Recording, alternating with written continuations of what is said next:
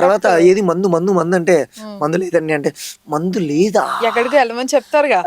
ఆర్యన్ నా కిందకు వచ్చి ఎక్కడికి వెళ్తున్నారంటే మందు కావాలి అంటే ఇప్పుడు స్ట్రైట్కి వెళ్ళి రైట్ తీసుకుని లెఫ్ట్కి వెళ్ళి పైకి వెళ్ళి జిహాద్ అని అరవమంటాడు. బుక్ అయిపోతారు. అసలు జిహాద్ అంటే ఏంటి మామూలుగా ఉండదు ఆ సీన్ అసలు. అక్కడికి వెళ్ళి ఏ జిహాద్ అంటాడు. వస్తారు ఇంకా వెంటనే మొత్తం కమాండ్ మొత్తం వస్తుంది. కమాండ్ మొత్తం వచ్చి గన్స్ మొత్తం ఎక్స్ప్రెషన్ చూడాలి అక్కడ. ఏమవుతుందో తెలీదు. వచ్చింది ఒక దానికైతే అవుతుంది ఇంకొకటి. అక్కడ అంటే వీళ్ళకేమో తెలుగు వచ్చు, వాళ్ళకేమో తెలుగు రాదు.